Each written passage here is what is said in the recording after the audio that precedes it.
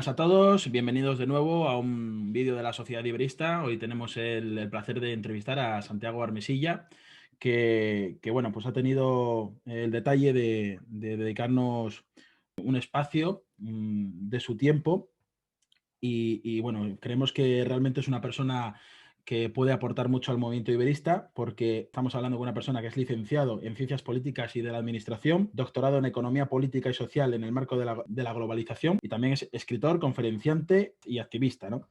Sin duda, un perfil muy interesante. Y bueno, pues espero que os guste este vídeo y nada, pues os dejo con Santiago Armesilla. Buenas tardes, Santiago, ¿qué tal? Hola, buenas tardes. Gracias a vosotros por invitarme. La verdad es que para mí es un placer participar en vuestro espacio.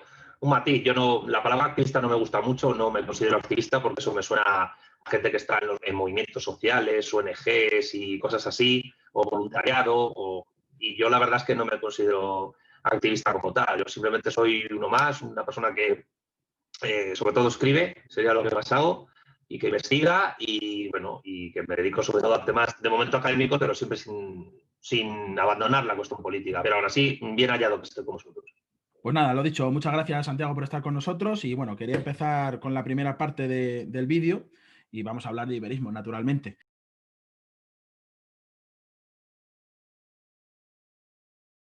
La primera pregunta que te quiero trasladar es: ¿qué es para ti el iberismo y qué conclusiones sacaste para su construcción desde la asociación o el blog que presidiste de Paniberismo Socialista? Una cuestión, ese blog se llamó Paniberismo Socialista porque antes se llamaba Izquierda Hispánica. Ese blog se creó en el año 2006. Ese blog era una alternativa al diario El Revolucionario, que lo fundó Gustavo Bueno Sánchez, hijo de Gustavo Bueno Martínez, el filósofo, y lo que ocurre es que como prácticamente había muy poco movimiento, pues yo creé el otro de Izquierda Hispánica. El nombre de Izquierda Hispánica estaba inspirado en dos textos. El texto de Gustavo Bueno, El mito de la izquierda, un libro que ahora por desgracia está descatalogado, y un artículo de un filósofo e ingeniero mexicano, Ismael Carballo, que fue las tesis de Gijón. En el libro de Bueno, del mito de la izquierda, pues no me voy a extender mucho, pero básicamente lo que Bueno trata es de decir lo que es la izquierda, mejor dicho, las izquierdas en plural, les da unas características determinadas y habla de dos tipos de izquierdas, las definidas y las indefinidas. Las definidas son generaciones que desde la Revolución Francesa tienen un proyecto definido respecto del Estado, tienen un proyecto claro respecto de un Estado determinado, el del antiguo régimen, el Estado capitalista, y al mismo tiempo se definen contra otras izquierdas. Hay 6 generaciones definidas: jacobina, liberal, anarquista, socialdemócrata, comunista y asiática, maoísta, y habría 3 corrientes de izquierda indefinida, que serían las que son más hegemónicas actualmente, que no tienen un proyecto definido respecto del Estado en absoluto, sino que se definen por cuestiones socioculturales, pues yo qué sé, de tribus urbanas, movimientos sociales, ONGs, activistas, intelectuales y artistas, y que habría 3 corrientes, básicamente: la extravagante, movimientos sociales, ONGs, feminismo, ecologismo, animalismo, antiespecismo, etcétera.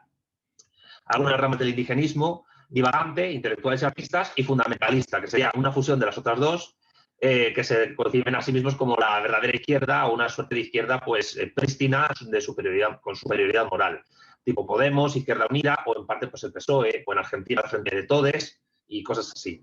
Tanto Bueno como Ismael Carballo tienen como conclusión que a lo mejor en el futuro sería posible conformar una nueva izquierda definida, una séptima generación de izquierda políticamente definida, pero que solo se podía dar en un ámbito geopolítico y geográfico culturalmente homogéneo, lo suficientemente amplio a nivel de extensión, población y recursos como para tener impacto universal.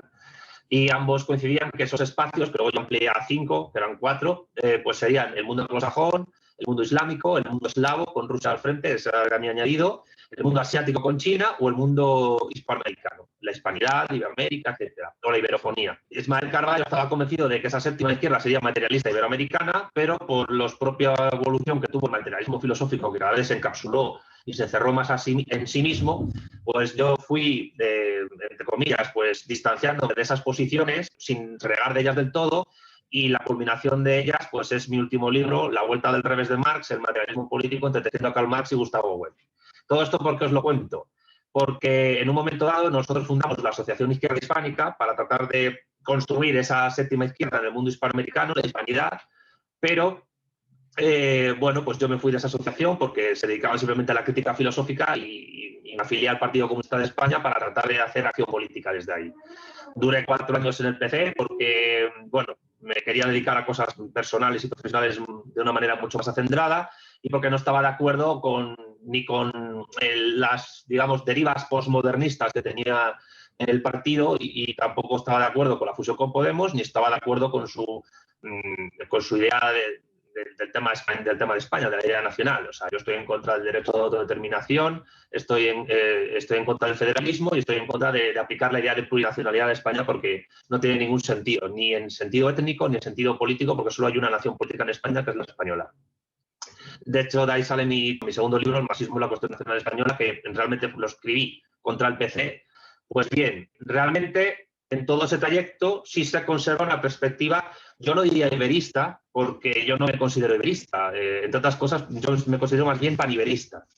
El iberismo, por desgracia, no es un movimiento homogéneo, es decir, hay muchas corrientes y vertientes del iberismo. Yo definiría el iberismo básicamente como cualquier conjunto de corrientes políticas, teóricas, filosóficas, sociales que apuestan por la unión en una sola sociedad política, en un solo Estado de toda la península ibérica. Lo que ocurre es que hay corrientes que pretenden, pues, más o menos unificar España y Portugal solo, como naciones políticas, una especie de confederación o federación. Tiene sentido eso. Hay otros que, sin embargo, apuestan por la balcanización de España, que supuestamente se superaría en una posición de unificación con Portugal, una posición que yo creo que es un poco extraña porque nos retrotrae más a la idea de las Españas, de la nación histórica del siglo XVI o XVII, donde se conservarían elementos del antiguo régimen en el Reino de España. Y luego hay otras que pretenden unificar, pues digamos, las 4 unidades políticas básicas que hay en la península ibérica, que no solo son España y Portugal, sino que serían España, Portugal, Andorra y la colonia británica de Gibraltar.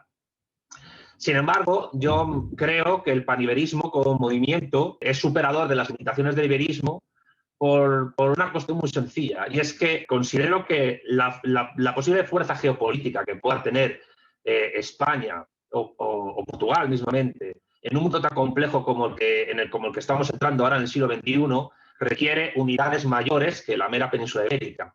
Yo no niego las ventajas que podría tener que España y Portugal se unieran dentro de la Unión Europea. Eso no lo niego en ese marco. Pero evidentemente en un mundo donde las grandes unidades geopolíticas son Estados Unidos, China y Rusia, que son prácticamente estados continentes, y China es prácticamente un estado civilización, con hablando idiomas de centenares de millones de personas, grandes recursos naturales y que además tienen una escala de extensión inmensa, está entre los 5 estados más extensos de la Tierra. Yo considero, sin embargo, que el potencial que tienen el español y el portugués como idiomas no se ciñe solo a la península ibérica. El idioma más hablado de Europa, de la Unión Europea, es el alemán. Pero, sin embargo, el espacio lingüístico intercontinental más extenso de la Tierra y más homogéneo culturalmente es el iberófono. ¿Qué sería la iberofonía? La iberofonía la plantea el diplomático español Álvaro Durantes Prados en su libro Iberofonía y Paniberismo, definición y articulación del mundo ibérico. Y en ese libro dice una cosa que es muy importante, y es que el español y el portugués son las 2 únicas lenguas universales habladas en sociedades de los 5 continentes que son mutuamente comprensibles a una escala altísima, prácticamente el 89% de conexión interlingüística. Y además, evidentemente, el centro geopolítico de esa iberofonía no estaría en la península ibérica. El gran centro unificador de esa iberofonía estaría en América del Sur y concretamente la Cuenca del Plata, donde el intercambio entre lo hispanoparlante y lo lusoparlante es muy fluido y además abarca capitales de 5 países. Buenos Aires, Montevideo, Brasilia, Asunción y Sucre, que es la capital de Bolivia. Y al mismo tiempo, o Sao Paulo, que es la ciudad más poblada y con la burguesía más potente de toda América del Sur, pues también entra dentro de esa Cuenca del Plata. Y estamos hablando de un conjunto de población mundial en un total de 30 estados, de 30 sociedades políticas, sin contar colonias, etcétera, que abarcan prácticamente casi 800 millones de personas. Y además hay que tener en cuenta que el portugués es el idioma más hablado en el hemisferio sur del planeta. O sea, es para que nos demos una idea del potencial geopolítico y cultural que la lusofonía tiene. Y creo que más que ser iberistas, si queremos jugar a lo grande y proponer algo de escala verdaderamente universal, los que hemos en algún momento sido defensores de algún tipo de iberismo, como es mi caso, sin embargo, creo que debemos superar eso y ir hacia un paniberismo que entienda además una cosa importante que no cumplen algunas vertientes del iberismo, y es que las naciones políticas de la iberofonía, los estados-nación de la iberofonía, deben conservar su soberanía y su integridad territorial, todos sin excepción. Tanto España como Portugal, como Brasil, como Argentina, como México, etcétera. Y luego hay que tener en cuenta además la enorme influencia que los hispanoparlantes tienen en países como Estados Unidos, como Belice, como Trinidad y Tobago, como Guyana, como Canadá, incluso a nivel creciente, o como el Sáhara Occidental, etcétera. Filipinas todavía queda algo. Y luego el portugués también. Hay minorías de lusoparlantes en Luxemburgo, en Namibia. La importancia geoestratégica de Angola es fundamental para entender esto, y considero básicamente que hay que tratar de construir una mínima, pero al mismo tiempo máxima por su escala, estructura diplomática que permita articular este mundo iberófono a gran escala, y el movimiento que debe hacerlo debe ser el paniberismo. Guinea Ecuatorial ahora mismo es un país hispanoparlante que está dentro de la comunidad de países de lengua portuguesa. Por cierto, a través de Galicia, España ha pedido su ingreso como miembro observador de la comunidad de países de lengua portuguesa. Al mismo tiempo, Portugal y Brasil son miembros de la Organización de Estados Iberoamericanos. Y los PALOP, los países africanos de lengua oficial portuguesa, que son Angola, Mozambique, Santo Tomé y Príncipe, Guinea-Bissau y Cabo Verde, han pedido su ingreso como observadores de la Organización de Estados Iberoamericanos. Es decir, esa convergencia entre estos dos mundos se está dando a pesar de las resistencias que pueda haber, por ejemplo, en Portugal, está claro, o en otras latitudes. Hay que vencer muchos obstáculos, pero yo considero, sinceramente, que lo que queda de iberismo actualmente en la península ibérica, en España y en Portugal, tiene que ir más allá, tiene que superar esas limitaciones y tiene que hacerse paniberista.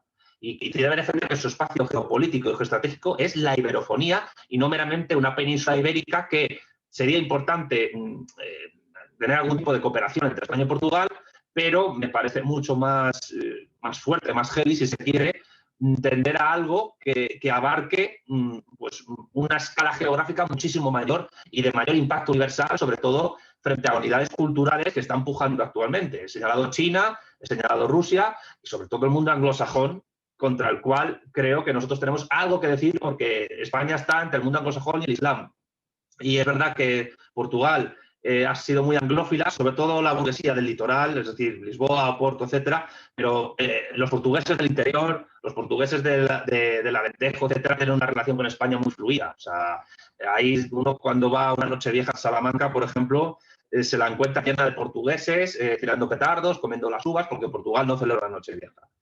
Yo he estado en la Cuenca del Plata, yo he estado en Puerto Iguazú, en Argentina, he estado en Brasil, y están ahí constantemente con un flujo iberófono de población, de recursos y de relaciones que llevan mucho tiempo estableciéndose. Con lo cual yo creo que ese potencial tenemos que hacerlo nuestro y superar las limitaciones que el iberismo tiene.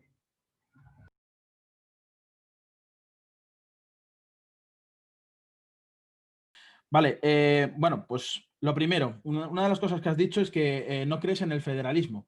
Y yo te iba a preguntar, ¿debemos avanzar hacia un Estado federal o centralista? ¿Por qué? El federalismo, para empezar, es una teoría que tiene mucha influencia anarquista y liberal, pero que parte de una base muy concreta, y es que un Estado federal se forma por la unión, la unidad de estados previamente independientes o colonias previamente, entre comillas, independientes, que se unen cediendo su soberanía a la federación y que al mismo tiempo tributan de manera federal, a nivel fiscal, estoy hablando.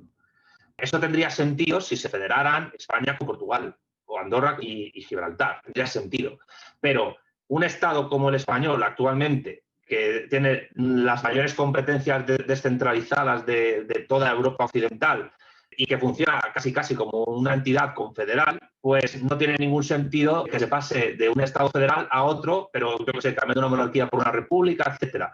Y además, yo entiendo que esto puede ser un juego muy, muy interesante, muy bonito para los catedráticos de Derecho Constitucional, pero realmente cambiar jurídicamente un Estado de jure unitario, pero de facto confederal, y más para disolverlo en la Unión Europea, de una España federal en una Europa federal, que no es más que la Europa de las regiones, todo controlado por Berlín, Bruselas, Estrasburgo y poco más, pues yo la verdad que me opongo.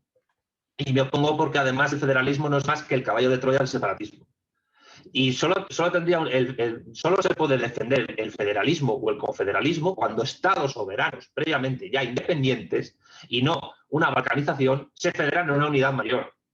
Y eso solo puede tener sentido desde una posición iberista o desde una iberista sensata, es decir, no estúpida de voy a balcanizar España para hacer las Españas, no sé, para recuperar el Reino de León, el Reino de Aragón, etcétera, o en un sentido panibérico.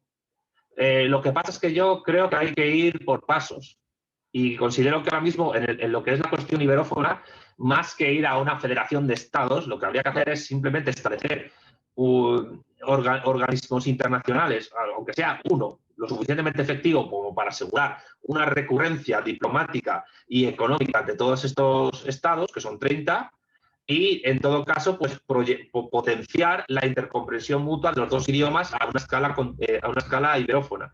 Tampoco haciendo que todos los países hispanoparlantes estudien portugués o que todos los países lusoparlantes estudien español, o que sea de facto obligatorio que haya dos idiomas oficiales. Se puede enseñar español y portugués recíprocamente en la lusofonía y en la hispanofonía, pero no hace falta que todos nos volvamos bilingües. O sea, simplemente que se facilite la intercomprensión mutua por la adquisición de competencias en el lenguaje.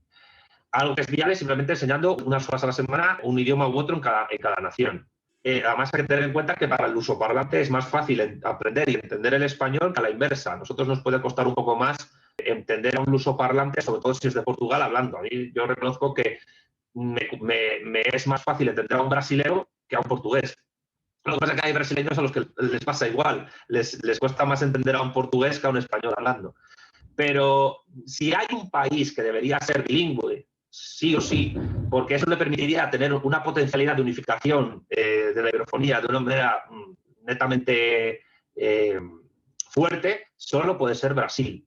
¿Por qué? Porque es el país más extenso, es el más poderoso a nivel económico, militar, industrial y al mismo tiempo es el más poblado. Es verdad que el Imperio portugués ha tenido una historia muy distinta al Imperio español, lo que tenía Gustavo Bueno, ¿no? El Imperio español fue más de tipo generador y el portugués más de tipo depredador, mientras las élites del Imperio español y gente que no era élite podía estudiar en universidades que España construyó por todo el territorio del Imperio. Todas las élites del Imperio portugués durante varios siglos estudiaron única y exclusivamente en Coimbra, en Portugal. Mientras que en Brasil las primeras universidades no surgieron hasta ya independizado el Imperio brasileño. Que además el Imperio brasileño en el fondo no es más que el Imperio portugués, pero con otro nombre. Porque hay que recordar que con la invasión napoleónica de la península ibérica, los Braganza fueron escoltados por los ingleses a Río de Janeiro y convirtieron la colonia en metrópoli. Entonces, todo esto simplemente para comentar que el federalismo aplicado al acercamiento de estados ya previamente independientes tiene sentido. Ahora bien, aplicar el federalismo a la realidad política española actual me parece que es un caballo de Troya para la balcanización de España. Y esto lo quiero remarcar también por una cuestión importante. Es que el problema de muchas corrientes del liberismo es que muchas de ellas son caballos de Troya para el separatismo. Y ahí te puedes encontrar catalanistas, cercanos a Esquerra Republicana de Cataluña, gente de la CUP, asturianistas, galleguistas, andalucistas, algún vasquista también, aunque menos, y castellanistas. Y por tanto, por eso yo no puedo ser liberista, porque el liberismo supone que ciertas de sus corrientes pues, van precisamente en contra de España como nación política. Y yo por eso soy paniberista, porque defiendo la soberanía de España, pero entiendo que España por sí sola no puede defender su soberanía, podría, pero con bastantes dificultades, en un mundo donde cada Estado es un barco y todos chocan contra todos. Entonces, España no puede liderar un proyecto iberófono, pero sí puede ayudar a conformarlo porque el liderazgo estaría en América. Pero, evidentemente, un proyecto iberófono que abarque 5 continentes, 800 millones de personas, 30 naciones y que plante cara a la hegemonía cultural capitalista anglosajona, me parece algo tremendamente positivo. Ahí sí podría tener sentido a un cierto plazo una suerte de unificación federal, pero vayamos paso a paso y primero pues marquemos lo que no queremos y lo que sí podemos hacer. Vale, en este aspecto sí que me gusta, yo tengo una duda personal, ¿vale? Si ese federalismo se llegase a construir sobre las euroregiones que actualmente existen, ¿cómo lo verías tú? Fatal, porque creo, y además y más en el contexto de la Unión Europea, para mí sería una mezcla bastante perversa de lo peor del feudalismo con lo peor del capitalismo. Y yo, la verdad, que un sacro imperio romano germánico, lleno de empresas privadas, o sea, una mezcla entre Edad Media y distopía Mad Max, no creo que sea lo más conveniente para España, pero tampoco para Italia ni para Francia.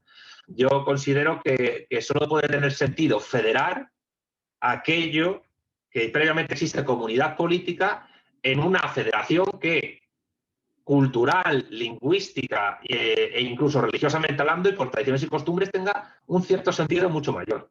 Y aparte que considero que si bien el mayor enemigo geopolítico actual de Estados Unidos es China, evidentemente por su crecimiento económico y tal, sin embargo, a nivel demográfico, el mayor enemigo es México y en general la hispanidad, la iberofonía.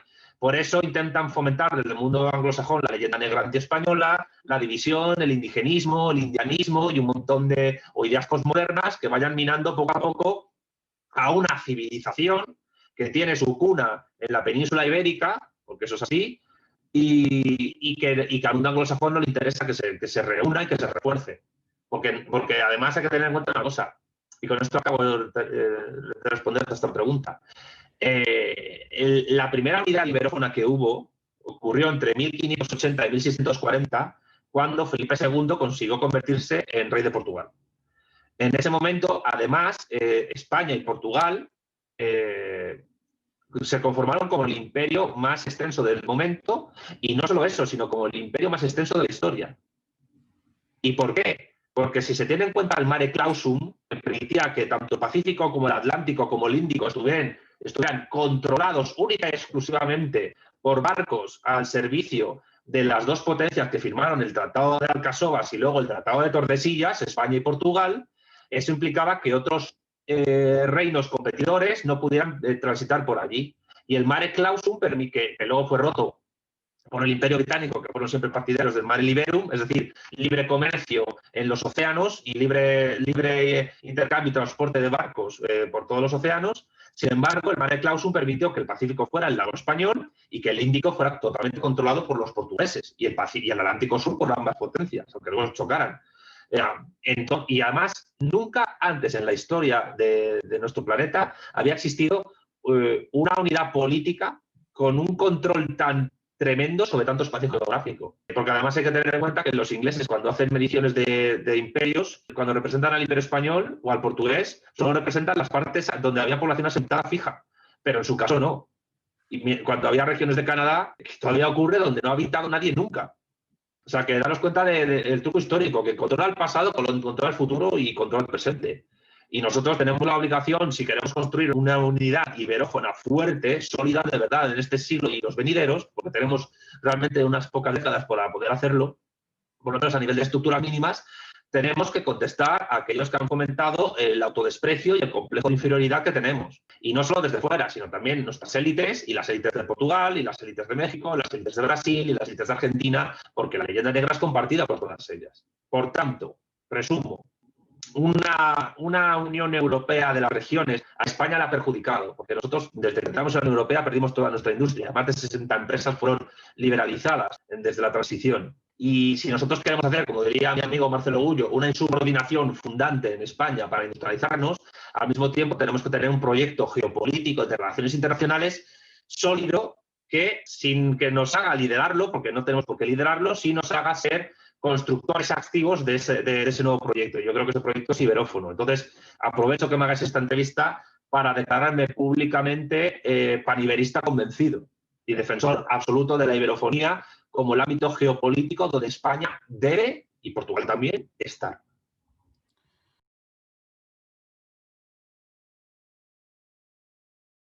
Vale, pues vamos a hablar de la Unión Europea. Vamos a subir un escalón.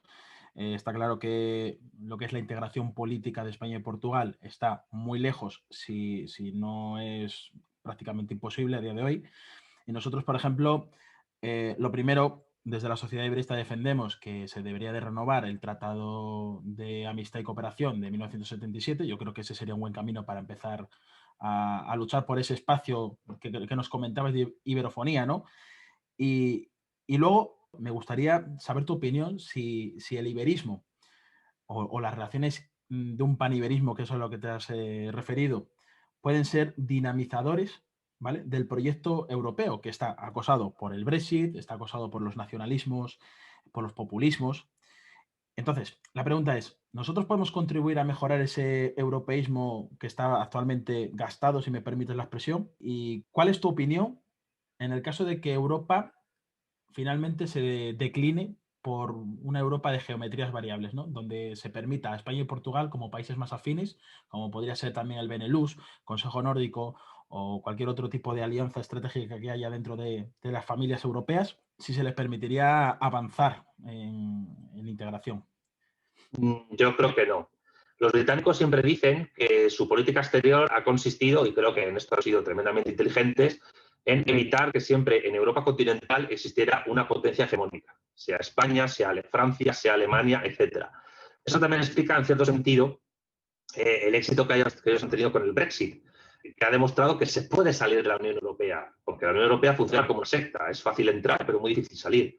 Y además, el Reino Unido tiene la Commonwealth. Eso también es algo tremendamente importante. Tiene a Estados Unidos ahí, que no está el Commonwealth, pero es mundo anglosajón. El problema de esas unidades tipo Benelux, y claro, que eso, si hay una unidad del Benelux o hay una unión de España y Portugal o una unión nórdica, eso significaría que también habría un Anschluss, Alemania-Austria. Somos conscientes de lo peligroso que sería una situación a nivel geopolítico similar a esa, es decir, la unión de España, perdón, de Alemania con Austria. Yo creo que Alemania, que es la potencia hegemónica de la Unión Europea, siempre tutelada por Estados Unidos, no le interesa que haya ningún tipo de potencia hegemónica que le dispute. Francia parece ser que es la única que puede más o menos toser, pero hay que tener en cuenta que en el 2018 la empresa alemana Siemens compró toda la red pública ferroviaria francesa. Y en Francia ya se están empezando a introducir la idea de la Europa de las regiones y está habiendo ligeramente un despertar de ciertos separatismos. Y no me refiero solo al corso o al bretón, me refiero al occitano, que es la mitad de Francia, la mitad sur. Ahí tenemos el tema italiano con Cerdeña y la Padania y el Véneto. Y evidentemente incluso Alemania, yo creo que en un momento dado, cuando ya haya terminado todo esto, estaría dispuesta a inmolarse y disolverse en esa unión que ella ha creado. Porque la Unión Europea es el Cuarto Reich, pero construido bajo tutela estadounidense y sin armas. La balcanización de Yugoslavia fue un proyecto anglo-germánico para evitar que hubiese una potencia de los Balcanes que pudiera disputarle la hegemonía a la Alemania unificada. Y de hecho la Alemania unificada enseguida reconoció a Eslovenia y a Croacia como nación. Y evidentemente los ingleses tienen razón en que siempre ha habido estados que han tratado de hegemonizar en Europa continental su dominio.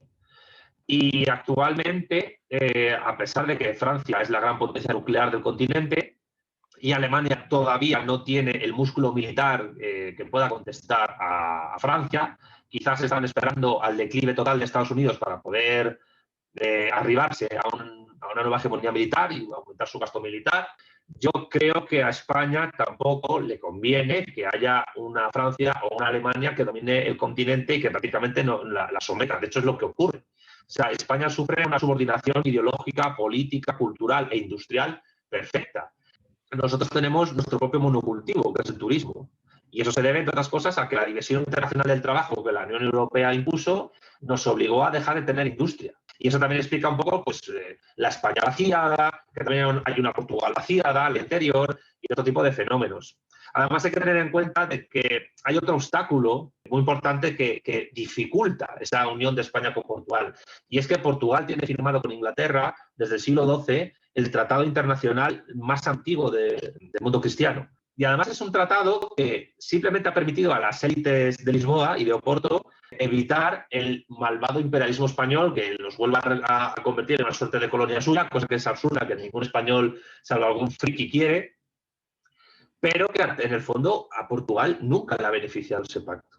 Es decir, Portugal en un momento dado podía haber tenido una colonia, que luego podía haber sido un estado independiente, en África del Sur, que unificara la costa índica con la atlántica, pero que los ingleses se le cargaron, saltándose la torera, porque siempre lo han hecho, porque ellos no tienen aliados, tienen intereses, y se hicieron con Zambia y con Rhodesia, lo que luego fue Zimbabue, que ahora son angloparlantes. Y ahí se perdió la oportunidad de que Angola y Mozambique estuvieran comunicadas por tierra en África del Sur. Por tanto, es muy difícil, es muy, muy, muy, muy difícil, por no decir imposible, pero voy a decir muy difícil, que España y Portugal tengan un acercamiento mientras Portugal tenga esa afinidad anglófila tan fuerte que tiene, sobre todo de sus élites burguesas y oligárquicas políticas y económicas. Y aparte que tampoco le interesa a Alemania o a Francia una unión entre España y Portugal. O sea, lo que ocurrió entre 1640 y 1668 es evidencia de ello. Es más, como diría Marcelo Gullo, y yo creo que tiene razón, la división de Iberoamérica empezó en la península ibérica.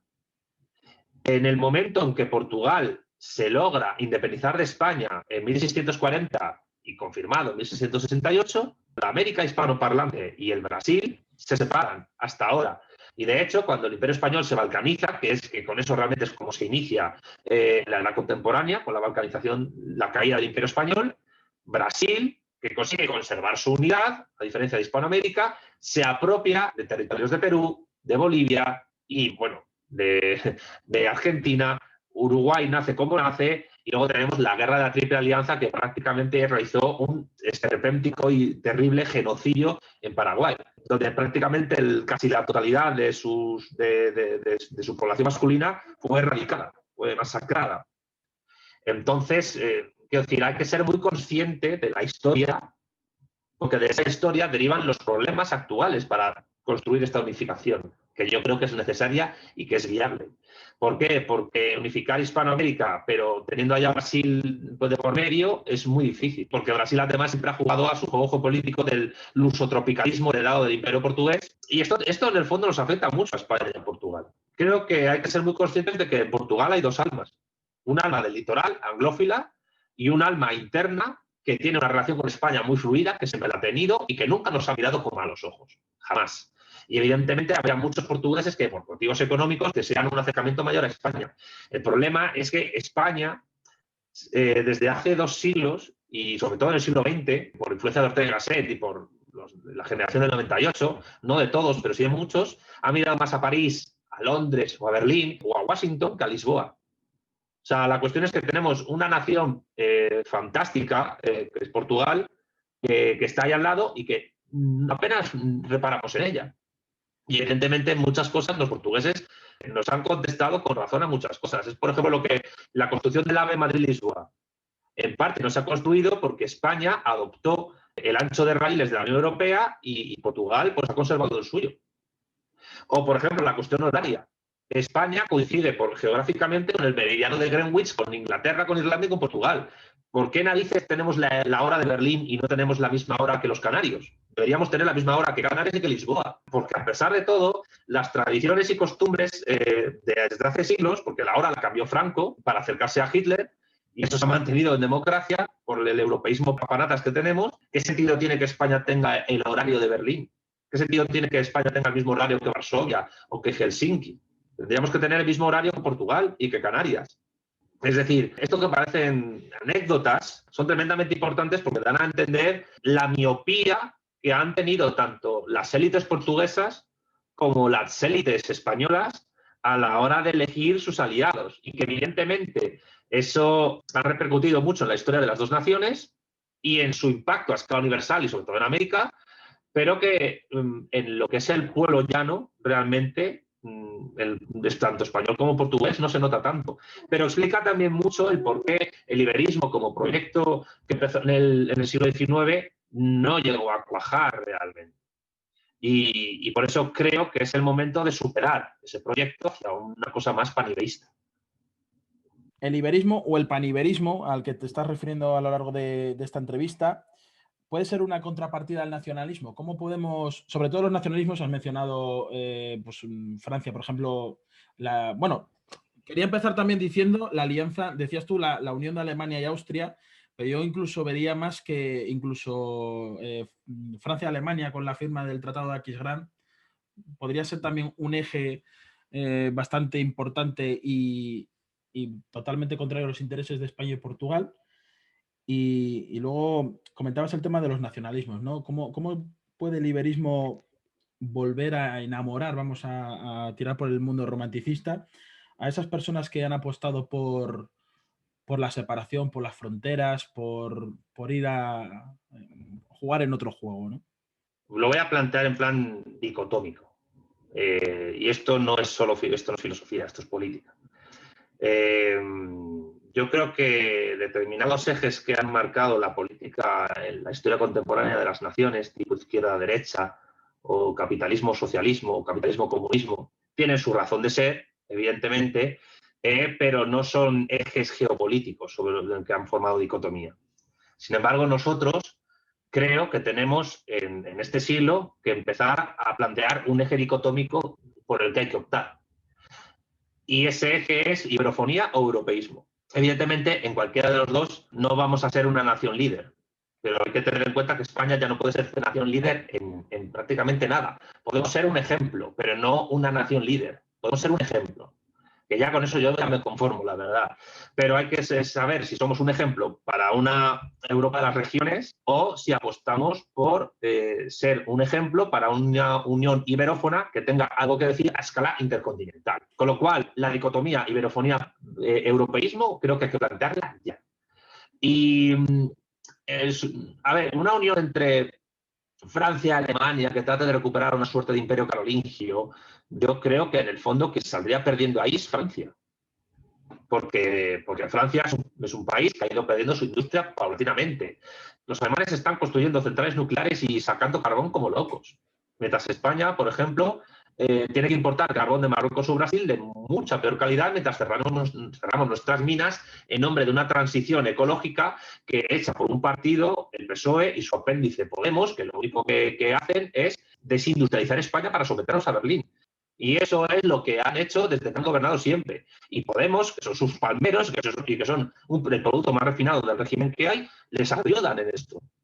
Y evidentemente una opción iberófona tiene que ser una opción que respete la soberanía, el desarrollo y la industrialización de cada una de sus 30 naciones miembros. Es decir, ninguna tiene por qué desindustrializar y someter a otra a su arbitrio. Y hay que tratar de evitar que eso ocurra. Una opción iberófona tiene que apostar, evidentemente, por no permitir la desindustrialización ni la pérdida de soberanía de ninguna de sus naciones miembros. Porque lo que la Unión Europea ha hecho con España y con Portugal, con Italia y con Grecia y con los PIGS en general es eso. Ha hecho que nuestra soberanía se pierda. Vale, entonces, a la vista de lo que estás opinando, con la aportación que has hecho del Partido Socialista y todo este mundo político que a nosotros como movimiento cultural y sociocultural se nos escapa, o no queremos tampoco entrar demasiado, ¿crees que podemos conseguir un movimiento iberista cohesionado? Personas que de derecha, izquierda, burguesía, proletariado, no sé cómo lo definirías, trabajadores en definitiva, se unan en este proyecto común, iberismo o paniberismo. A ver, yo creo que esa pregunta es muy buena, pero hay que describir un poco lo que es la realidad. Yo creo que la realidad es que el eje izquierda-derecha tiene más contenido actualmente sociológico que político real. Es decir, la izquierda surgió en la Revolución Francesa como afirmación de la nación política frente al antiguo régimen, frente a los privilegios del antiguo régimen. Pero esa derecha que defendía el antiguo régimen, la unión del trono y altar, hoy en día es residual. Es decir, prácticamente no existe. Lo que existen son derivaciones de la misma, por ejemplo, en el nacionalismo vasco, en el nacionalismo catalán, o incluso pasa una cosa muy curiosa, que es que la derecha está disuelta en la izquierda y la izquierda está disuelta en la derecha. Es lo mismo, pero con otro nombre. Te puedes encontrar gente de Vox o del Partido Popular que defienden más la nación política española, que fue una bandera de la izquierda liberal del siglo XIX, o que defienden pues la igualdad ante la ley de los españoles, y te encuentras a gente en Podemos o en el PSOE que defienden los privilegios por cuestión de regional, por cuestión de género o por otro tipo de cuestiones. Con lo cual, el eje izquierda-derecha tradicional ya no tiene ningún sentido.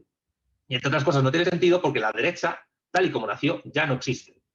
Así pues, yo creo que hay que desterrar ya, de verdad lo digo completamente, la idea de un eje izquierda y derecha, y lo digo tanto como para, digamos, el ejercicio peyorativo de señalar a una persona como de derecha como algo malo, o de izquierdas como algo malo, o el afirmarse uno como de izquierdas como algo positivo que te da superioridad moral, o como hacen en Intereconomía, que yo he ido a hablar ahí un par de veces y me han tratado siempre muy bien, pero que tiene uno de sus lemas es orgulloso de ser de derechas. Es que es una tontería estar orgulloso de ser de derechas, como es una tontería estar orgulloso de ser de izquierdas. Es que ahora mismo, en el año 2020, después de 2 guerras mundiales y de la descolonización, de la caída de la Unión Soviética, ese eje no tiene ningún sentido. Pero el eje iberofonía-europeísmo, ahora mismo, creo, sinceramente, que puede tener bastante más fuerza que el eje izquierda-derecha y que incluso creo que debe oponerse de un eje a otro. Tanto Marx como Lenin, etcétera, rechazaban el eje izquierda-derecha por burgués. Para ellos el eje era capitalismo-comunismo. Se podrá discutir si se quiere, pero era un eje mucho más sólido. Pero creo que ahora lo fundamental es entender que estamos hablando de un eje que tuvo su funcionalidad y que hoy realmente no deja de ser políticamente nada, pero que si tiene impacto es a nivel sociocultural. O sea, en plan, si llevo determinada ropa, escucho determinada música o veo determinadas televisiones, soy de izquierda. O sea, soy de izquierda porque veo La Sexta o Netflix, y soy de derechas porque veo 13TV Intereconomía. Pues eso es una estupidez. Eso realmente es una estupidez. Porque, a ver, la Sexta y Antena 3 están en el mismo grupo empresarial. Y se supone que Antena 3 es de derechas y la Sexta es de izquierdas. Pero es que es a nivel sociológico. Realmente los dos defienden lo mismo. Hay que desterrar el eje izquierda-derecha. Ya no tiene ningún sentido, ninguno. ¿Y crees tú que, por ejemplo, ese trabajo, ¿no?, de eliminar ese eje de izquierda y derecha que en España está polarizando a la sociedad, lo puede encabezar un movimiento sociocultural? Puede, lo que pasa, o sea, no niego que no pueda influir. Lo que ocurre es que al final todo movimiento sociocultural, si quiere aspirar a cambiar la realidad, debe ser político. Y con político me refiero a tener una visión de Estado.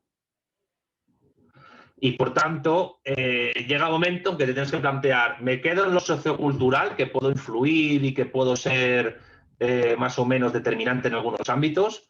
¿O me mancho las manos y bajo al barro y voy a algo más?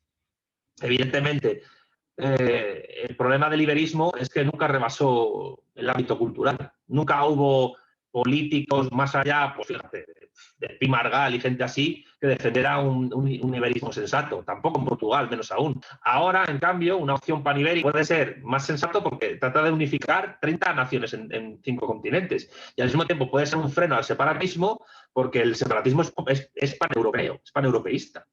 Y está funcionando en todas las naciones europeas a escala de disolver las naciones. Mientras que el paniberismo no busca disolver las naciones, busca unificar las ya existentes. Yo considero que hay que tomarse muy en serio esta opción panibérica, sinceramente, porque la geopolítica es tremendamente importante en el siglo que empezamos ahora.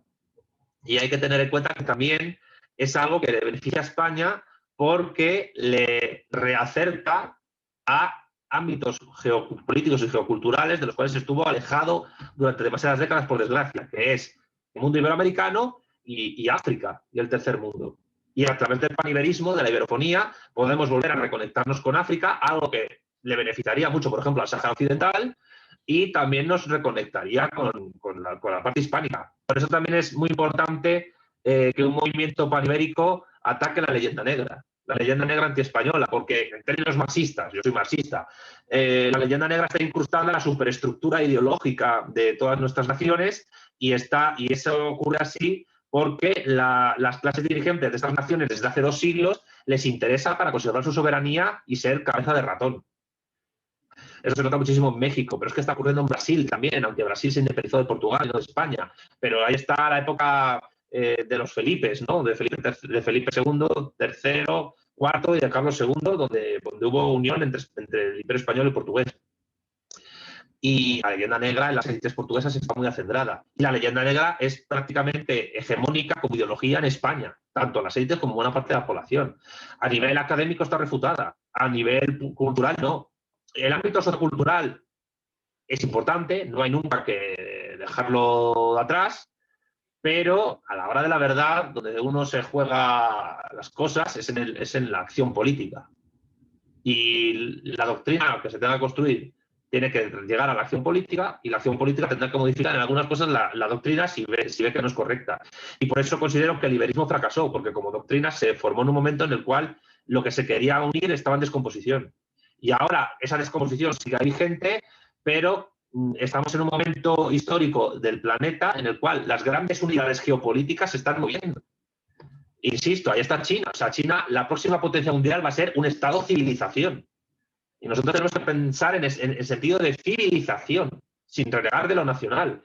Tenemos que pensar en un sentido de civilización. Y civilización europea no ha existido nunca.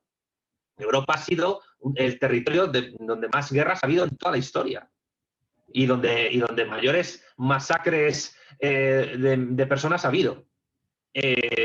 Solo ha habido Pax Europea cuando ha habido Pax Americana. Y la Unión Europea la construyó Estados Unidos para frenar el avance del comunismo bolchevique a Europa Occidental. Y de ahí se desarrolló el estado del bienestar y todo eso. Así pues, creo que la oportunidad que tenemos ahora es única, es casi una misión histórica, pero tenemos que hacer una cartografía de la situación adecuada, porque si no hacemos una cartografía adecuada, y creo que el liberismo tiene sus limitaciones para hacerlo, pero te digo liberismo, como te digo el latinoamericanismo incluso, entonces no vamos a acertar.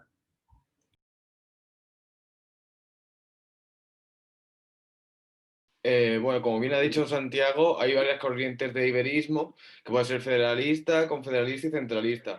A mí me gusta es la centralista de Juan Valera, de Sinibaldo de Más, que nuestro Platón, de nuestra sociedad iberista, tan solo que, como bien dice, hay que adaptarse al contexto y, en fin, como una integración entre España y Portugal tendría que ser en clave federal. Sin embargo, tal y como tenemos en España la situación de los nacionalismos periféricos y un sentimiento federalista, podría hacerse un federalismo simétrico a nivel de organización de la propia España. Sin embargo, que, por ejemplo, competencias fundamentales como Hacienda, policía, sanidad y educación estuviesen en manos del Estado central. Al fin y al cabo, España actualmente, como bien has dicho, de facto es un Estado federal o confederal incluso. Sin embargo, una reformulación federal simétrica y completamente planificada y unas competencias limitadas podría ser una reforma positiva para el actual estado de cosas de nuestro país. ¿No crees, Santiago? Bueno, pero eso se le puede llamar Estado centralista perfectamente, o Estado integral, como se definía la Segunda República en la Constitución de 1931. El problema es que es imposible una simetría regional cuando existe un cupo en el País Vasco y en Navarra que hace que ellos prácticamente se queden con todos los impuestos.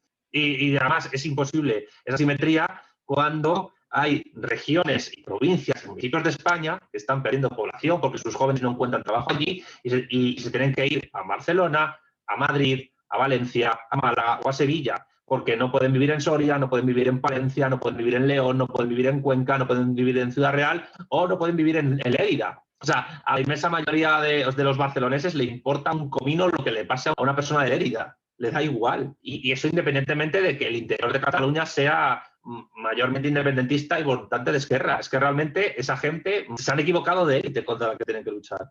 No es la élite de Madrid su enemigo, es la élite de Barcelona, es la burguesía de Barcelona la que les perjudica a nivel económico. Y te puedo decir otras regiones. O sea, ¿qué tipo de simetría vas a hacer con los porcentajes de paro y de desigualdad social que hay en regiones como Andalucía, como Extremadura, como Castilla-La Mancha? O como Canarias, que es una región en igualdad de condiciones que el resto de España, pero que está siendo ahora mismo asaltada por oleadas de inmigrantes mandados por Marruecos que se está acrecentando a nivel geopolítico. ¿Qué clase de simetría vas a tener entre los ciudadanos españoles cuando hay 17 tarjetas sanitarias que impiden tener una sanidad unificada? ¿Qué clase de simetría regional y nacional entre los ciudadanos españoles vas a tener cuando la cabeza del Estado, el monarca, es jurídicamente inmune? Puede hacer cualquier barbaridad que no le va a pasar absolutamente nada. La desgracia que tiene España es que su unidad tenga que depender de un señor que es inviolable ante la ley. Eso es una desgracia. Y evidentemente contra eso un movimiento sociocultural solo no vale. Son necesarias más cosas. Entonces, la simetría regional, asociarla al federalismo es un error, porque el federalismo es justo lo contrario, es la desigualdad. Esto lo ha mostrado en todos sus textos Rosa Luxemburgo de una manera muy preclara, y esto lo expuse yo en mi libro del marxismo y la cuestión nacional española. Yo creo, sin embargo, a nivel español hablo, que lo que habría que hacer es dar más peso a los municipios y a las provincias frente a las autonomías, y en todo caso sí, que haya competencias únicas a nivel estatal, pero que también, por ejemplo, se hagan cosas que no se han hecho. Y lo digo abiertamente y sé que esto es muy correcto, pero me da igual. Un aumento del gasto militar y una cierta recuperación de una formación militar para toda la población a nivel unisex, de hombres y mujeres, creo que sería muy necesaria. Creo que la unificación de materia educativa de una única historia de España dada en todas las autonomías es muy necesaria. Y considero además que sería muy necesario que la educación pública española a los alumnos les diera un uniforme, que los unifique y no les haga distinguirse a nivel estético para que unos se piensen que son más que otros porque unos son pobres y otros tienen más dinero. Yo en esto lo siento, pero soy tremendamente radical. Considero que la igualdad entre los españoles requiere medidas extraordinarias que el liberismo clásico no está, ni ha estado realmente nunca, en condiciones de defender ni de aplicar. Porque los problemas de España no se resuelven con la unión con Portugal.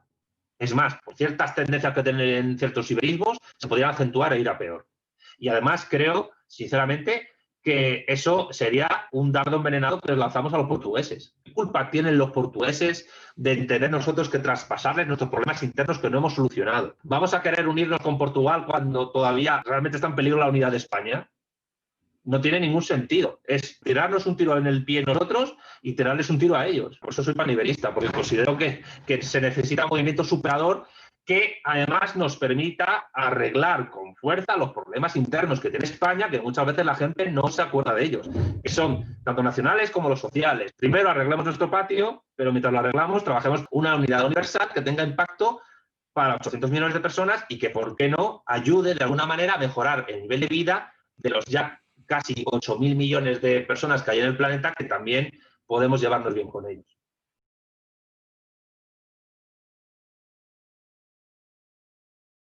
Muchas gracias, Santiago, por tus intervenciones. Algunas son realmente interesantes, estoy de acuerdo, y en otras no tanto. Voy a hacer una serie de observaciones y de preguntas que espero que conteste, si es necesario, con mucha radicalidad. Como has mencionado la curiosidad histórica de Felipe II y la primera Unión Ibérica, yo coincido contigo en que es bastante triste cómo ha terminado todo. Uno de los lemas de Felipe II era non sufficit orbis, el mundo no es suficiente. Y sin embargo, hoy en iberismo estamos hablando de euroregiones independientes. Creo que eso da una pista de cómo ha terminado tristemente el mundo español y el mundo portugués, ¿no? También has mencionado, con respecto al paniberismo, la amistad que debemos tener con todo el mundo de la iberofonía, con Brasil y con las repúblicas hispanoamericanas. Yo creo que tú sabes que esta posición es una posición muy minoritaria. Es muy minoritaria en España, mucho más en Hispanoamérica. Es minoritaria en la derecha y mucho más en la izquierda, muchísimo más. Hay personajes en la historia, yo por ejemplo he recordado ahora a Juan José Arévalo, presidente de Guatemala en los años 40, que tiene un manifiesto a favor de España, no como nación España, sino como cultura, como imperio. Y él llamaba a su propio país, a Guatemala y al resto de países hispanoamericanos, como las repúblicas españolas de América. Hizo un manifiesto en el propio Congreso incitando a que se hiciese una unión contra el imperialismo norteamericano y anglosajón y recuperar las raíces españolas. Decía defender en el siglo XX lo más puro del mundo, que es lo español. Pero esa es una posición tremendamente minoritaria sobre la que hoy no se puede trabajar. Es una idea bastante buena, pero has mencionado, por ejemplo, la Cumbre Iberoamericana. Yo también he estudiado ciencias políticas, relaciones internacionales, y a mí siempre se me enseñó la Cumbre Iberoamericana como el último lugar de la historia donde España tenía algo que decir. Hoy, esto lo decían hace años, hoy ya sabemos que la Cumbre Iberoamericana ha acabado siendo un fracaso, cada vez participan menos países o intervienen menos, discuten más entre ellos, y ya España tampoco pinta nada ahí. El último lugar donde podíamos decir algo ya no se puede decir. Es bastante difícil trabajar sobre un esquema de paniverismo en ese sentido cuando los órganos que están facultados para imponer medidas o al menos relaciones diplomáticas ni siquiera cumplen su función porque no les interesa. La OEI es que no acepta a Cuba, por ejemplo, es una dictadura, pero aceptó a otras dictaduras que no eran comunistas. Eso también es un fallo de la organización. Pues faltan países. ¿No? Falta Cuba, por ejemplo. Yo creo que es uno de los países que más mantiene el germen de lo hispánico, a diferencia de, por ejemplo, Chile, ¿no? O Argentina. Ese país falta. Hay intereses políticos de por medio que no responden a esta idea del paniverismo como civilización. De hecho, te diría más. Cuando yo he estado estudiando relaciones internacionales, los profesionales, es decir, profesores, catedráticos, trabajadores de la SEGIF, rechazan el término Hispanoamérica. Ellos mismos que trabajan ahí lo rechazan, porque lo consideran un término anticuado, anacrónico, rancio y extremista. Y le dan el término de Latinoamérica, que como bien sabemos es un invento bastante moderno, que no viene del mundo español. También te diría que España actualmente no está muy en la onda, si se puede decir así, de Hispanoamérica. Decía Valle Inclán ya a principios del siglo XX que la verdadera España no está en España, está en México. España ya es Europa, es distinta de Hispanoamérica o Latinoamérica. No veo que el paniberismo pueda trabajarse muy bien desde una base en la que hay una diferencia cultural más grande con México que con Francia, por ejemplo. Actualmente es así. Y ya por ir terminando, yo te diría que hay muchas formas de ser iberista, porque el iberismo es un proyecto, no necesariamente es una ideología. Sería como si yo te digo a ti que yo no puedo ser de izquierdas por la represión maoísta en la revolución cultural. Bueno, pero el marxismo es más grande que eso, no se queda solo ahí. Pues el iberismo igual, antes Álvaro ha mencionado el federalismo simétrico, otras fórmulas como el asimétrico, la confederación. Es un proyecto que se puede enfocar desde muchos ángulos, algunos lo rechazamos nosotros, por ejemplo, el puramente confederal nosotros lo rechazamos, pero se puede trabajar desde una base, desde distintas ideologías políticas, socioculturales, como las has definido tú. No hay ningún problema en defenderlo así. Y yo creo que nosotros apuntamos más a un iberismo no pan-iberista, sino un iberismo dentro de la Unión Europea, porque ya está, el camino ya está hecho por el derecho europeo. Las grandes cuestiones de la moneda única que planteaba Sinibaldo de Mas, de representación conjunta en algunos casos, de ayuda mutua, todo eso ya está allanado por el derecho europeo. Ahora solo quedarían algunos servicios que se prestan por separado en España y Portugal, como puede ser la seguridad interna, la defensa, Hacienda, sistema educativo, la justicia, las pensiones.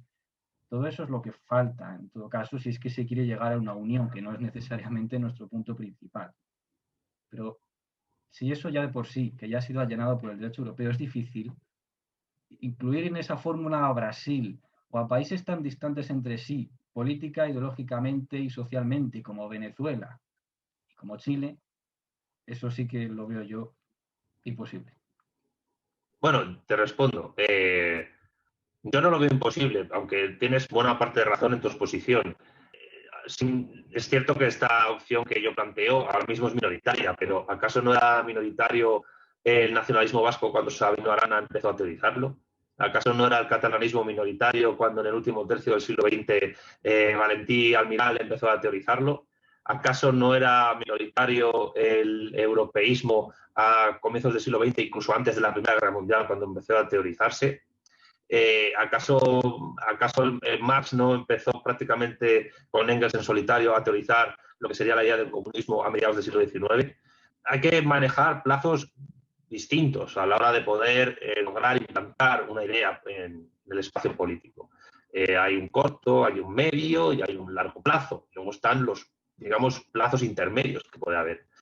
Y evidentemente puede ser aparentemente digo, más práctico tratar de articular un iberismo dentro de la Unión Europea, porque en apariencia ya las propias instituciones europeas así lo permiten, pero sin embargo, bueno, yo he señalado aquí alguna serie de conflictos, de contradicciones, tanto actuales a nivel pues, de división internacional del trabajo, a nivel de desindustrialización, a nivel de despoblamiento, a nivel de competencias europeas, a nivel de construcción de infraestructuras, pero que también hay que tener en cuenta la historia, porque tanto Portugal como España, como Francia, como Argentina, como cualquier nación política de nuestro planeta, está causalmente determinada por unas líneas históricas que están en el pasado que nos empujan a actuar en el mundo en el que estamos. Es decir, todo país tiene una mochila.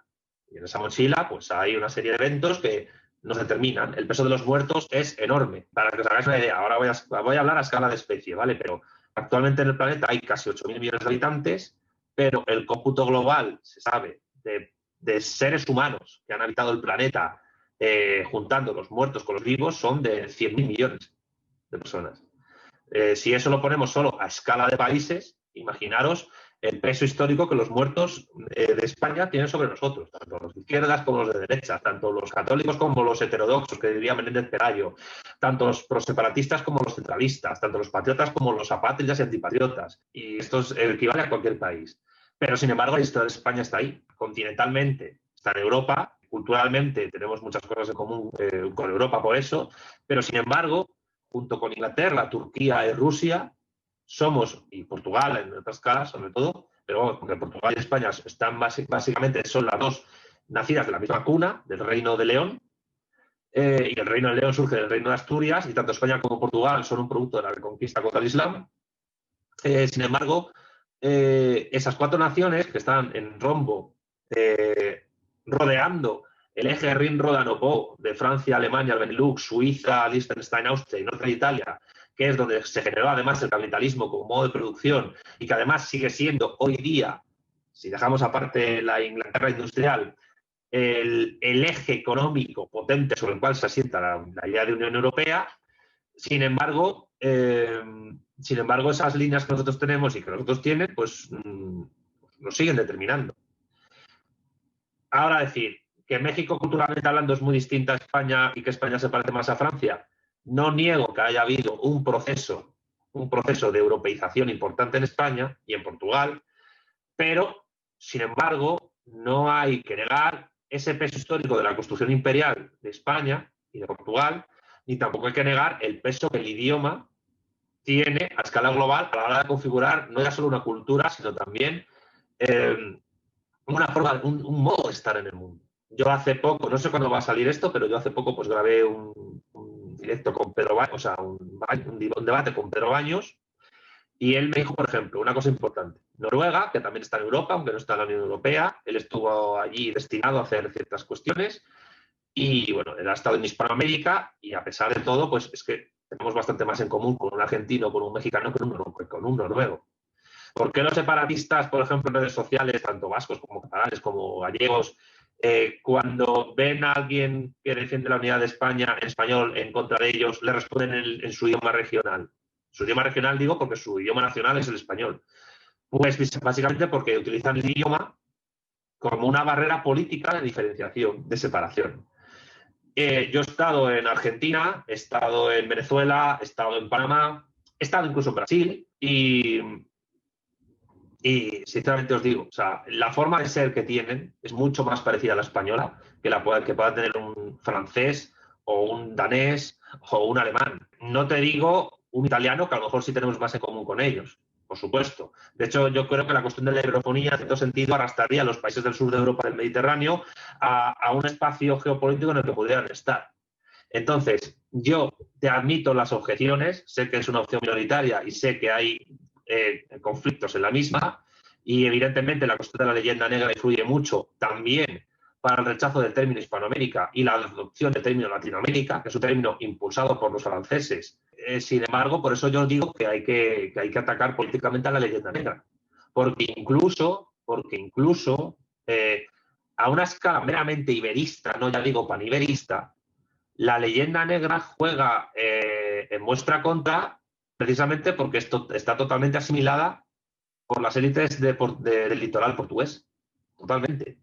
Y eso conlleva también que, por ejemplo, no me acuerdo cómo se llama el partido político portugués, pero hay un equivalente a Vox que es totalmente hispanófobo. Y claro, además hay que tener en cuenta que la leyenda negra, y ahí lo explica muy bien María Elvira Rocabarea en su libro Fracasología, está totalmente asentada en nuestras élites desde prácticamente la Guerra de Sucesión Española, con apenas cambios, incluso en el franquismo. Es cierto que es complicado, pero no hay que dejar de pensar que los impulsos a grandes ideas empiezan siendo minoritarios.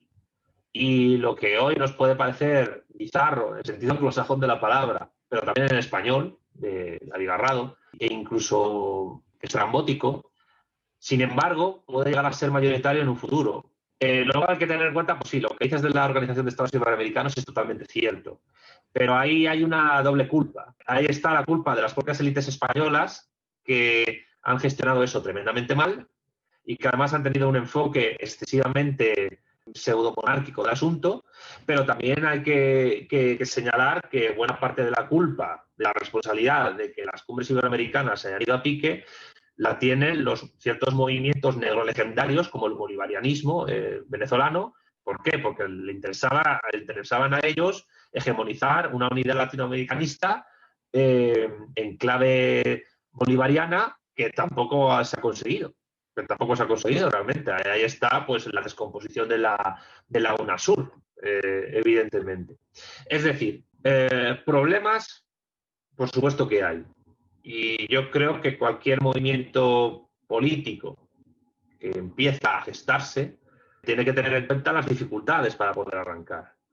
Pero todo movimiento político que empieza tiene que saber bien a dónde quiere llegar. Pensemos en el cristianismo. ¿Cómo empezó el cristianismo? Con 13 señores y a uno le crucificaron. Hoy, sin embargo, son más de 2.000 millones los que profesan en cualquiera de sus confesiones la fe cristiana.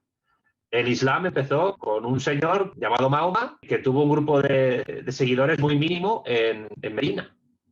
Y ahora es una religión que tiene casi 1.400 millones de fieles. Por tanto, es imposible saber, evidentemente, lo que va a pasar en el futuro, tanto para una opción como para otra o para diversas, pero evidentemente el mero hecho ya de que se plantee esto públicamente, que el término esté aceptado y que haya movimientos de convergencia a escala de relaciones internacionales, aunque pasen desapercibidos para mucha gente, que admitan esto, y te doy la razón en la cuestión de Cuba.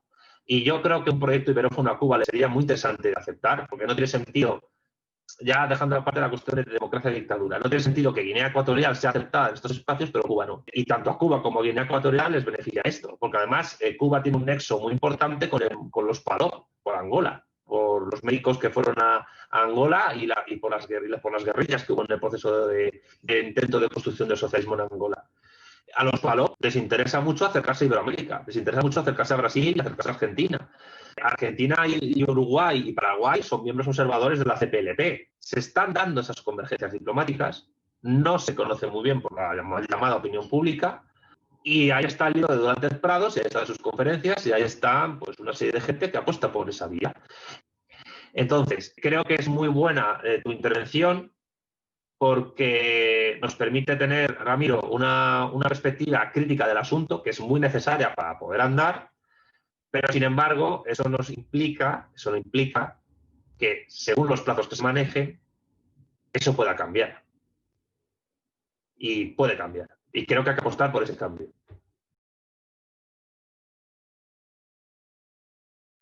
Bueno, yo tengo dos materias, una respecto a la iberofonía y el europeísmo como dicotomía, que yo, por ejemplo, estoy en contra de lo que ha dicho Ramiro, de que tenemos más semejanzas con un francés o con un alemán que con un ecuatoriano. Es más, solamente hay que ir a Madrid, al sur de Madrid, a Getafe, Fuenlabrada, ver toda la población iberoamericana que hay allí y la cercanía con la que te tratan y con la que te tratas con ellos. Sin embargo, tú vas por Madrid Centro con un francés que está estudiando en el liceo de Avenida de la Paz y la ignorancia, bueno, la apatía es mutua, básicamente. Y aparte, en esto del bloque a favor de la iberofonía, yo creo que la captación de población iberoamericana, de inmigración iberoamericana, creo que va a ser fundamental para acercar o para alimentar esa postura y, al fin y al cabo, y también para revertir el problema poblacional que tiene España, para revertir la pirámide poblacional. Luego, la segunda parte que tengo yo son unas preguntas para Santiago Armesilla respecto a la potencialidad que tiene la Unión Europea para con el iberismo e incluso la iberofonía. Por ejemplo, el Brexit, que ya se va a alejar de la Unión Europea, puede suponer una oportunidad para que Portugal mire hacia España y, por ejemplo, esa alianza, la alianza militar más antigua del mundo, el Tratado Militar, se deje un poco atrás y que al fin y al cabo Portugal tienda a mirar hacia España como países que sí se han quedado en la Unión Europea y que pueden tejer una política exterior que se focalice, como bien ha dicho, en el mundo iberófono. Y luego que la Unión Europea, a pesar de sus limitaciones, puede servir como plataforma para generar políticas convergentes en distintos campos, como puede ser agricultura, pesca, militar, hasta que las contradicciones que genere dentro de la Unión Europea, por ejemplo, conflictos con Alemania, Francia, pues al final se vea que el proyecto iberista choca realmente con un proyecto que no ha sido más que la idea expansionista de Alemania, sobre todo, de Alemania e incluso un poco Francia. Yo creo que eso puede tener sentido, no soy contrario a utilizar todos los medios que sean posibles para poder llegar a esto, pero hay que tener en cuenta, y lo insisto, que, a ver, a nivel político, a nivel geopolítico, la industria es poder. Y dentro de la Unión Europea, ni Portugal ni España se pueden industrializar, porque no nos lo van a permitir. No nos lo han permitido nunca. poquísimos centros de investigación puntera, de investigación, desarrollo e innovación en las últimas décadas se han abierto en España mientras estaba en la Unión Europea, se han ido a otras ciudades europeas. Para poder repoblar España, la España vaciada, urge que España se reindustrialice. Y yo creo que hay que apostar por una inmigración legal, controlada, con contrato de trabajo y evitando que los inmigrantes tengan antecedentes penales, evidentemente, pero sobre todo primando la iberoamericana. Es decir, yo creo que una cosa que nos ayudaría mucho es, si queréis el término, iberoamericanizar España.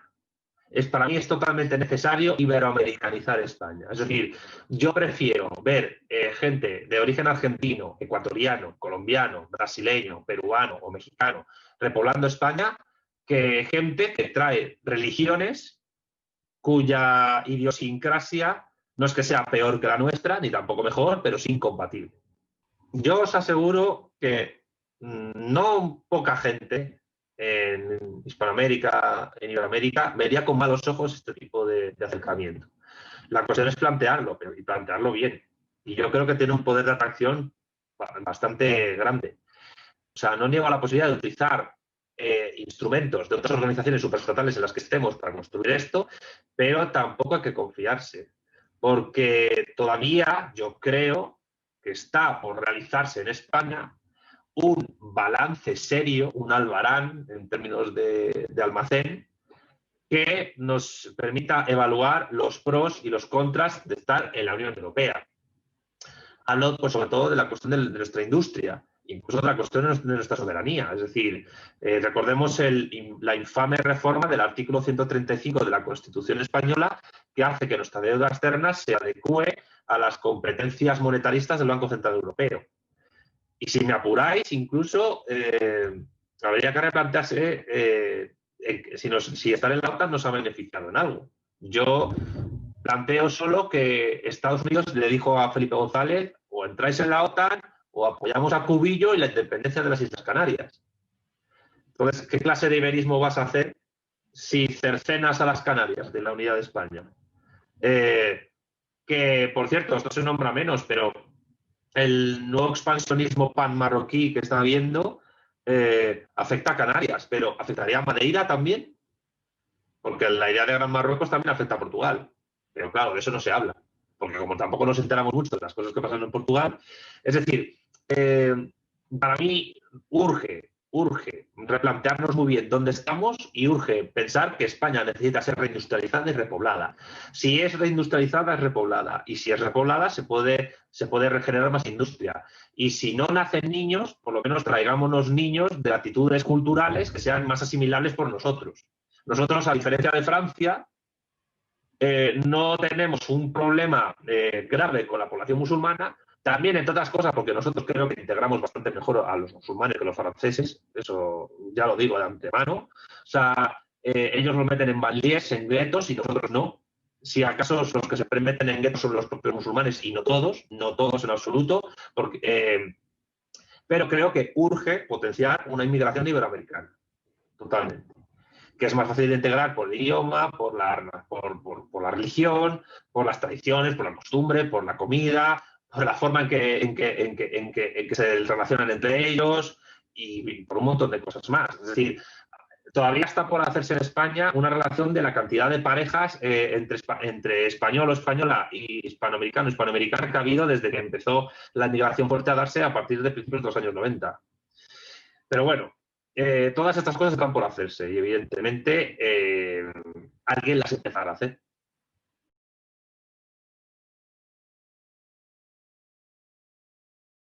Por aclarar lo que he dicho antes, que a nivel cultural ya tenemos más en común con Europa que con el resto de Hispanoamérica, me refiero más al sistema político, a algunas costumbres. Yo he vivido 2 años en Francia y no he tenido absolutamente ningún problema. La moneda es la misma, los horarios son muy similares, el mundo del trabajo es muy similar, el nivel Si yo hubiese estudiado en algún país, por ejemplo Paraguay, muchas cosas hubiesen cambiado. Primero, todos los líos con la administración, no hubiese podido pasar la frontera sin un permiso especial, no se utiliza el mismo tipo de cambio, no hay unas leyes que adecúen a todos en igualdad, cada comercio puede cobrar un precio distinto, mientras que en Francia eso sería imposible. La seguridad en las calles deja muchísimo que desear en países como Paraguay.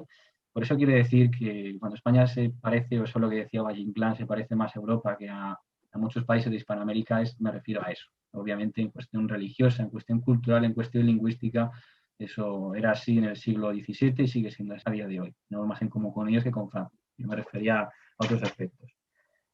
Y con respecto a lo que dice Santiago de que la inmigración que debemos priorizar es la inmigración iberoamericana, pues sí, estoy totalmente de acuerdo.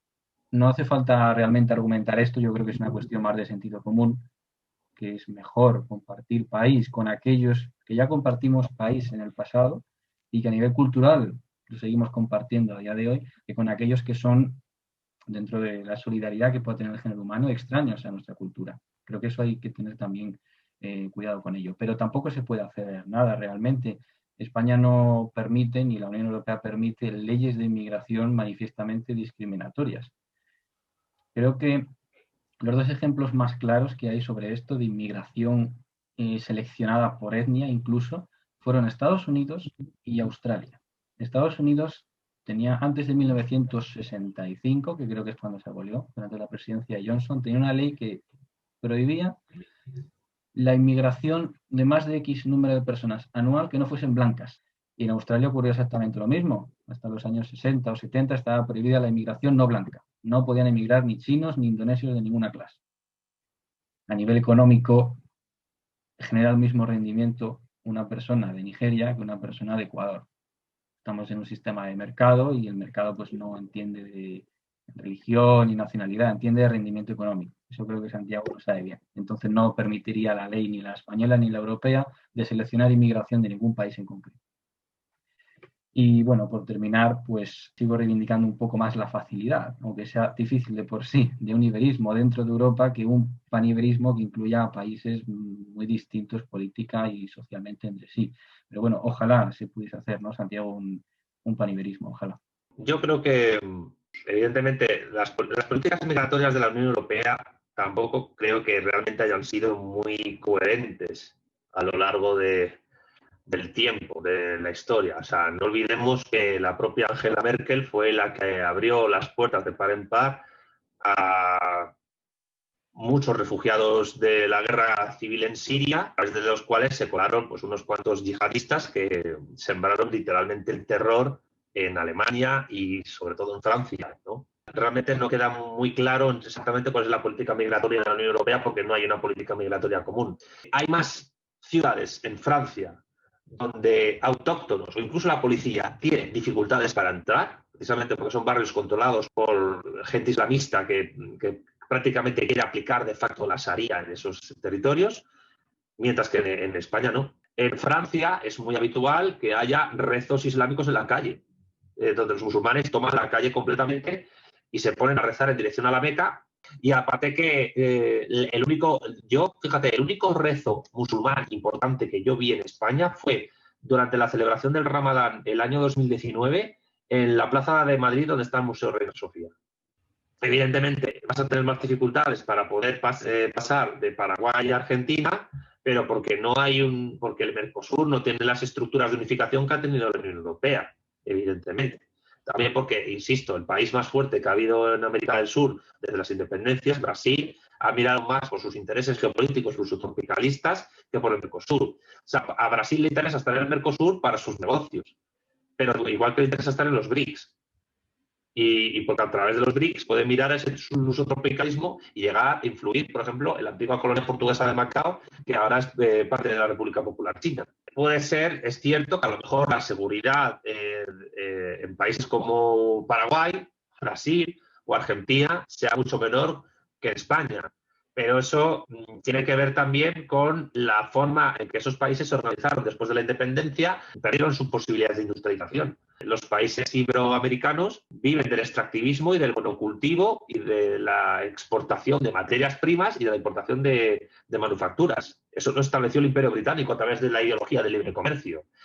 Y lo curioso es que todavía hoy, a pesar de ciertos avances y de una inevitable diversificación de las fuerzas productivas y de la propia idiosincrasia económica de cualquier país, porque, bueno, pues, van produciendo unas cosas y otras, sin embargo, y a pesar de las diferencias ideológicas que puede haber entre Cuba y Chile. Sin embargo, ese extractivismo, ese monocultivo y esa exportación de materias primas se sigue dando todavía. Con lo cual, ahí hay problemas que son estructurales.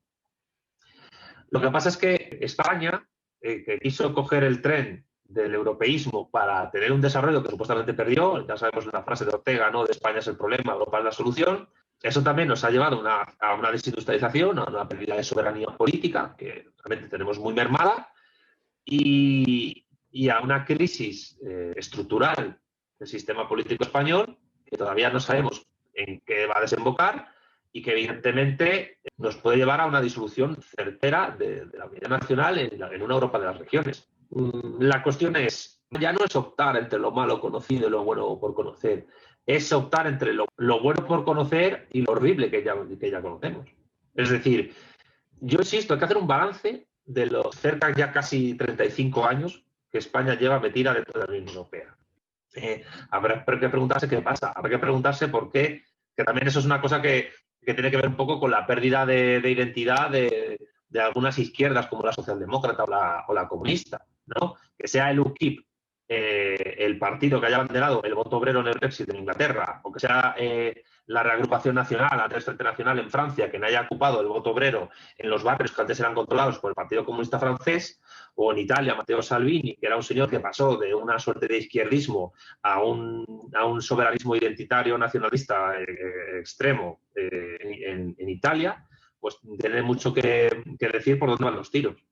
Supuestamente España y Portugal han sido países que han estado ajenos a todo eso, pero ya tenemos un Vox y ya en Portugal tiene su partido. Claro, que también es verdad que a nivel económico no son partidos proteccionistas. Todavía Vox es partidario de una descentralización administrativa y tiene un programa económico tipo escuela austríaca. Pero cuidado, porque a pesar de las independencias, sí ha habido momentos de paralelismo a nivel de régimen político entre España, Portugal y los países iberoamericanos. O sea, hubo momentos en la historia del siglo XIX y del siglo XX donde a ambos lados del Atlántico ha habido democracias en un momento similar, si bien más oligárquicas o más amplias como ahora, o ha habido dictaduras. O sea, hubo un momento en que tanto en España y Portugal como en los países de América del Sur o América Central había dictaduras militares de derechas gobernando casi al unísono.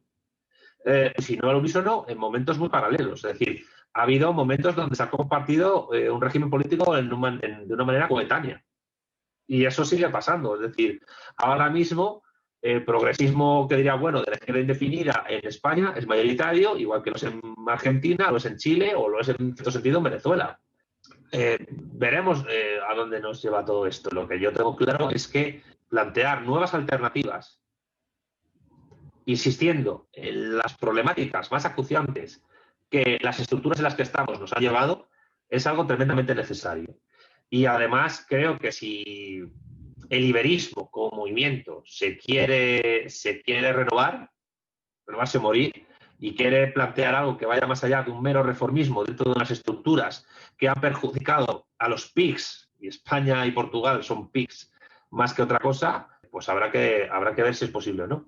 Porque evidentemente una unión de España con Portugal dentro de la Unión Europea, en una Unión Europea que desconfía enormemente de ceder su dinero a países que supuestamente son gente que está todo el día llorando o vagos que no hacen nada, pues ahí tenemos un problema. Y más cuando en España se trabajan más horas en jornada laboral que en Holanda o que en Alemania. Pero ¿qué ocurre? Que aquí se produce menos porque no tenemos industria. ¿Pero quién nos quitó la industria? Nos quitó la industria de la Unión Europea, a la que quisimos entrar porque pensamos que era una forma de salir de un hipotético paleolítico superior en el que nunca nos encontramos.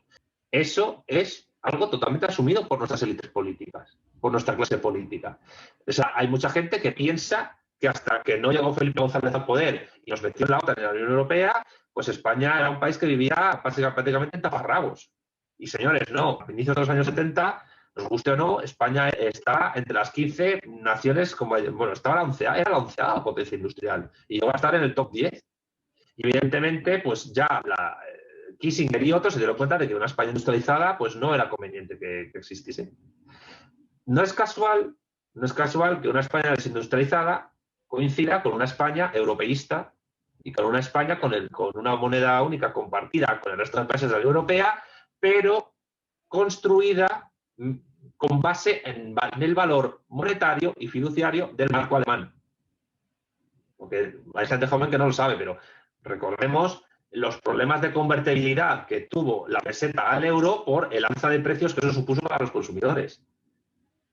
Porque se acrecentó en un tercio de valor el precio de un café por el paso de la peseta al euro.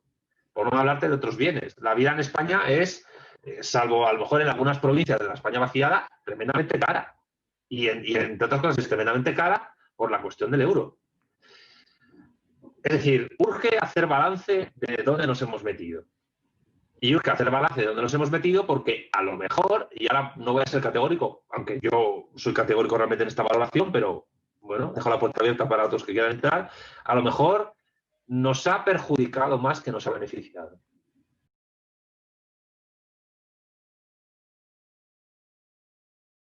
Parte final, Santiago. Me gustaría, hombre, has estudiado economía social y política, o política y social, y me gustaría preguntarte, no vamos a hablar ya de unión, vamos a ir a temas un poco más que podrían darse en un futuro próximo, como sería una mayor colaboración económica entre Portugal y España. ¿Crees que beneficiaría a la economía de ambos países el estrechar relaciones? En este caso serían dentro del marco de la Unión Europea, está claro. Y si esas políticas conjuntas apostasen por un eje ibérico, sí sería positivo, ¿no? Para la península ibérica, para sus ciudadanos. Hay algunos que incluso dicen que podríamos llegar a estar en el G8. ¿Tu opinión al respecto? Yo sí pienso que sería beneficioso, pero claro, siempre y cuando los acuerdos que permitieran llegar a ese beneficio mutuo sean tan tremendamente firmes que no influyan sobre ellos tratados previamente acordados con terceros que realmente nos han llevado a la situación en la que estamos. Y con esos tratados de terceros me refiero no solo a los tratados de libre comercio dentro del marco de la Unión Europea, sino incluso al pacto que desde el siglo XII Inglaterra y Portugal mantienen. Eso también perjudica a la Unión. Que el Producto Interior Bruto en conjunto aumentaría porque habría un aumento de población y un aumento de poder de decisión y una redistribución de competencias a nivel administrativo, político, económico certera. Yo eso no lo niego. ¿Que estaríamos en el G8? Vamos a ver, eso no solo depende de la potencia económica, eso depende de la diplomacia. Es decir, España ni está ni se la espera en el G20, mientras países como Arabia Saudí, que son más pobres que España, sí están. ¿Por qué? Porque diplomáticamente juegan mejor sus cartas y porque geopolíticamente interesa que esté Arabia Saudí ahí, como contrapeso a otros y porque a Aleja anglosajón le interesa. No olvidemos que Arabia Saudí, en parte, es una creación del Imperio Británico y de Estados Unidos, que lo protege. Si no hay una unificación de infraestructuras o de política fiscal y al mismo tiempo una reindustrialización en clave ibérica, eso que es viable no se daría. Y, hombre, ¿aumentaría la población en un nuevo estado porque se pasaría de 46 millones o de 10 millones a 56, casi 60? Sí, pero los problemas demográficos de Portugal y de España, el envejecimiento de ambas poblaciones, la falta de industria, prácticamente tener que vivir del turismo en España o de determinadas cuestiones de economía de sector primario en Portugal, pues es un problema. Y las energías renovables, pues todavía realmente no han demostrado su efectividad a nivel económico. O sea, quiero decir que hay problemas estructurales que con el mero hecho de la unidad no se resolverían. ¿Que ayudarían a resolverse? Probablemente. Pero la resolución de esos problemas económicos estructurales que tienen tanto España como Portugal no podría darse si no se empiezan a tratar incluso previamente a una hipotética unidad. Sí podría decir que un acercamiento positivo entre España y Portugal podría ayudar incluso a esa iberofonía por construir, por supuesto, sin duda.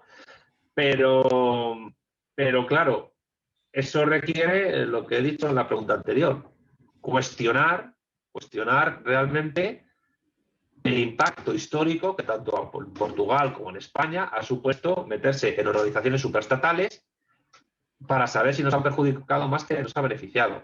De todas maneras, no quiero acabar mi intervención sin ofrecer un rayo de esperanza, si se quiere, diciendo que un movimiento iberista a ambos lados de la franja, a ambos lados de la frontera entre España y Portugal, podría ayudar a mejorar la situación de ambos países, de ambas naciones políticas, siempre y cuando no se vea el liberismo como un fin, sino como un medio a algo más grande. Y sigo insistiendo que eso más grande que el liberismo es el paniberismo, es la iberofonía. Y que, insisto, en el mundo del siglo XXI hay que optar porque estamos enmarcados además en la construcción de organizaciones postestatales. Pero claro, las organizaciones postestatales en las que estamos generando en varias latitudes del planeta pueden ser o postestatales transestatales, es decir, con disolución de los estados en unidades pequeñas controladas por determinados círculos de poder, que es, por ejemplo, la Europa de las regiones, o pueden ser postestatales supraestatales, es decir, unidades políticas donde los estados-nación realmente existentes actualmente sean partes formales de una unidad mayor, de la misma manera en que los reinos medievales feudales fueron partes formales de las monarquías autoritarias que en Europa occidental se empezaron a conformar entre finales del siglo XV y todo el siglo XVI, y que luego se transformaron en monarquías absolutas y que luego fueron las naciones políticas canónicas de Europa occidental. Que realmente en Europa, las 5 grandes en Europa occidental son España, Francia, Italia, Alemania y Inglaterra.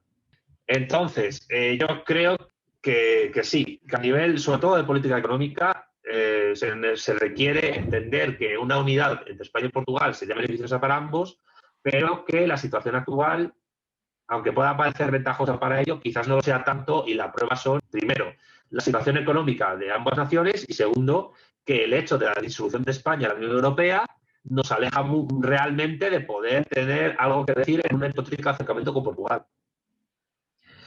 Pero si el iberismo quiere dar un golpe en la mesa por primera vez en su vida de manera seria, creo que debería entenderse como un fin hacia una cosa mayor. Y esa cosa mayor es el paniberismo, es la iberofonía. Hay que seguir pensando en términos de Estado-nación, pero sobre todo hay que pensar también en criterios de conformación de Estado o civilización, como hacen los chinos. La iberofonía es intercontinental, es transocrática, igual que fueron nuestros 2 imperios.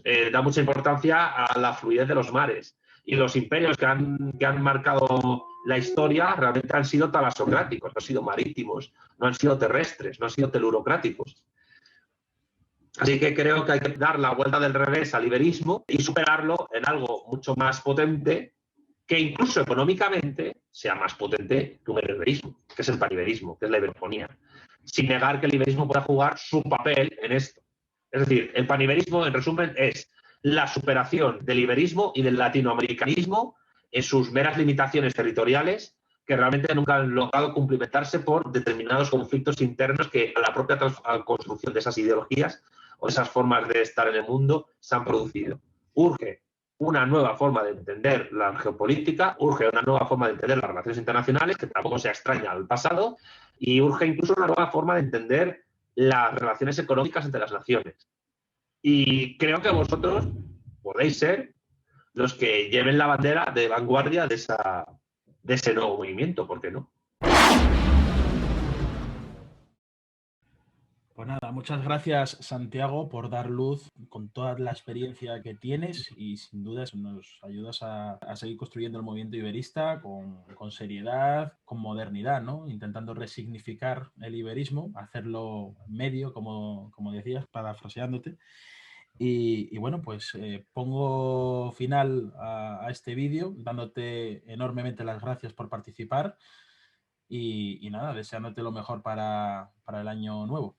Feliz año a los 3, feliz año también nuevo a los que nos estén viendo, aunque a lo mejor lo están viendo en agosto del 2026, quién sabe. Que para los que no han llegado todavía al 2026, pues nada, espero que el 2021 sea mejor que el 2020 y espero también que sea peor que el 2022.